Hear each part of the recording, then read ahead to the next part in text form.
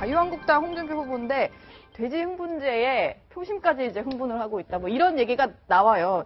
일단은 이제 좀 많이들 이제 내용을 아실 것 같습니다. 간단히 소개를 해드리면 2005년에 발간됐던 자서전에 대학교 1학년 시절에 이제 하숙집 친구의 부탁으로 이제 그 하숙집 친구가 짝사랑하는 여성을 좀 이제 유혹을 하기 위해서 쓸 돼지 흥분제를 구해다 줬다.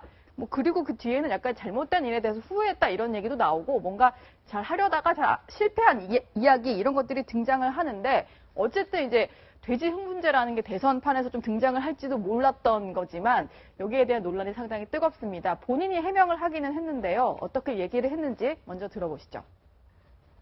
지금 그 하숙집에 있던 S대 사람들이 한국 경제계를 다 지금 쥐고 있는 사람들입니다. 자기들끼리 그런 일을 했는데 이튿날 아침에 밥 먹다 보니까 얼굴에 상처가 있길래 왜 그래 됐냐. 그러니까 그 이야기를 하길래 그 이야기를 재미있게 엮느라고 그런 이야기를 한 것이지 10년 전에 다 해명해서 그게 이제 그래갖고 끝난 사건을 또다시 이거 덜쳐내는 거 보니까 내가 유력후보 되기는 되는 모양입니다.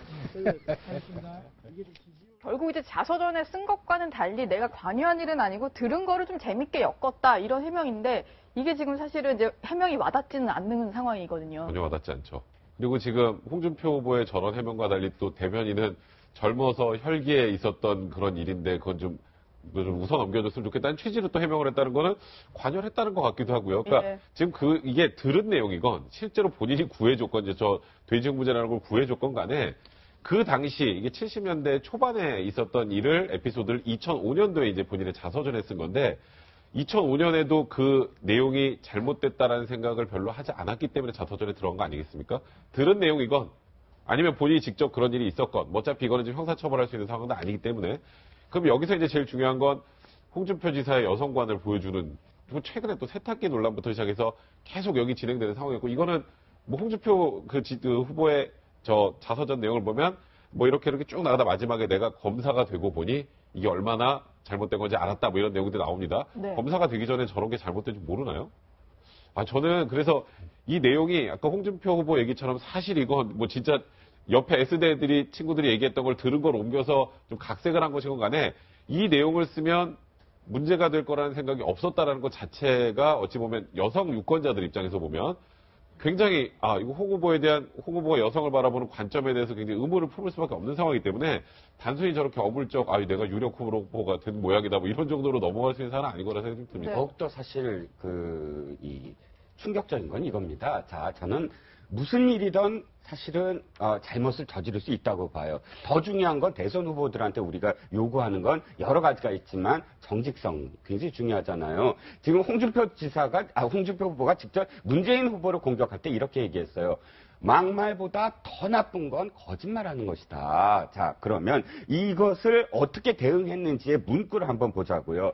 그 일이 70년대에는 용납될 수 있는 일입니까? 변호사님, 70년대 이런 일이 있었을 때 이것이 용납되는 일입니까? 성폭행 미수입니다, 이거. 예, 그렇죠. 더군다나 약물에 의한 거니까 특수강간에 해당된다고 저는 어저께 확인이 됐습니다. 그런데 문제는 이 일이 벌어지니까 해명을 하는데 어떻게 동원하냐면 그 당시에 범죄자들, 자기는 지금 사실 범죄자들 아니에요. 자기 해명하는 걸 들은 거예요. 들었는데 범죄자들마저도 사실은 범죄자가 아닌 것처럼 얘기를 해요. 어떻게? S대라는 것.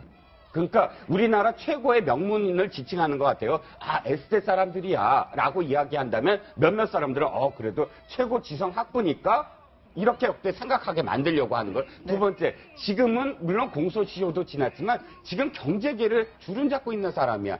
저는 이 표현이 굉장히 사실은 의도적이다. 너무나 의도적이다. 왜? 이런 사람들이 벌인 일이니까 크게 문제 삼지 말자. 아무 일도 아니야. 이런 뉘앙스가 굉장히 많이 깔려 있는 것이거든요. 그러니까 지금도 역시 저는 2005년도 말씀하셨지만 지금도 역시 이 일이 범죄라고 생각하지 않는 게 아니냐. 그렇게 굉장히 우리나라를 이끄는 사람들이 그냥 40년 전에 했던 일로 치부해버리려는 그런 해명이 저는 더 사실은 지금 인터넷 댓글에서 분노를 더 자아내게 하고 있다고 생각합니다. 예. 홍준표 후보가 이거를 가볍게 보고 설거지하고는요 근본적으로 차원이 다른 문제라고 봅니다. 이거는 설거지야 그냥 그런 본인의 봉건적인 그런 여성 비하적인 그런 거가 뭐 순간적으로 뭐 농담 삼아 나온 걸 수는 있지만 이거는 범죄잖아요. 그래서 이건 차원이 다른 문제인데 아까 문재인 후보도 그렇지만 홍 후보도요. 이게 위기 대응을 정말 거꾸로 하고 있다. 본인에게 오히려 본인의 화를 키우는 쪽으로 지금 대응을 하고 있는 게 아니냐. 저렇게 어물쩍 넘어가려고 그러면요. 오히려 대중적 분노를 촉발시켜갖고 저런 자서전 내용이 있었다는 게 1차 위기라면요. 홍 후보의 어물쩍 넘어가려는 대응이야말로 새로운 2차 위기를 키워가지고 오히려 더 큰 토네이도를 일으킬 수도 있다. 네. 이 사실을 빨리 좀 자각하고요. 그 다음에 사과를 하려도 본인이 해야지 왜 당 대변인이 합니까? 또 사과를 하려면 화끈하게 하던가 그래야지 뭐 혈기왕성한 시절에 한 거니까 양해 바란다? 이게 더 오히려 보면 국민들 염장 지르는 예. 이런 대응을 하고 있다 이런 생각이 그렇습니다. 그래서 이제 보수의 표심이 더욱 방황하게 만드는 것 중에 하나가 저런 거죠. 보수들이 드디어 결집을 해서 그래도 우리 후보가 누군가 한번 찾아보고 도와주려고 하는 느낌이 있는데 이런 일이 계기마다 지금 두 번째 터지는 거 아닙니까? 그럼 보수의 결집에 큰 장애가 되는 거죠. 그래서 이제 이 표심이 어디로 갈 것인가 더 궁금해지고 있습니다. 네. 예.